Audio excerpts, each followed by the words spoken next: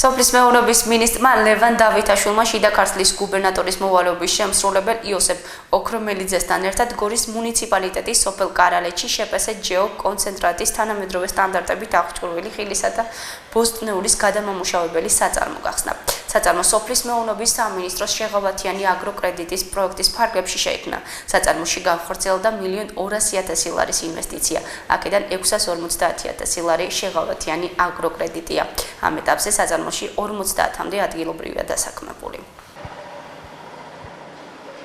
სახელმწიფოს დახმარების პროექტების ფარგლებში ახალი საწარმოები იქნება, რომელიც სრულიად თანამედროვე სტანდარტებით არის აღჭურვილი, სტანდარტების მოთხოვნებს ეხმიანება და ვფიქრობ, რომ ეს კონკურენტუნარიანი საწარმოები, რომლებიც ადგილობრივი რეგიონული ეკონომიკის განვითარებას შეუწყობენ ხელს ერთის მხრივ და ძალიან მნიშვნელოვანი იქნება ასევე მოსახლეობის დასაქმებისთვის. კონკრეტულად ამ საწარმოში 50-მდე ადამიანია დასაქმებული. ასეთი საწარმოები არის სწორედ წინაპირობა სასოფლო ეგრეთ წოდებული rural development-ის.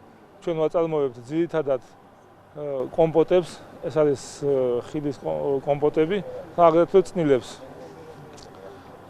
დასაქმებული ამჟამად 50-მდე ადამიანი, სეზონის პერიოდში ვფიქრობთ, რომ უკვე ახალი 2017 წლიდან რაღაც ალბათ 20 კაცი კიდევ დაემატება და სეზონურად კიდე დავამატებთ ხალხს იქიდან გამომდინარე თუ რა რაოდენობის წნილს და რა რაოდენობის კომპოტს გამოუშვებთ. რა თქმა უნდა, მნიშვნელოვანია დასაქმდა ამდენი ხალხი. შესაბამისად, ჩვენც კმაყოფილები ვართ აქ მუშაობთ.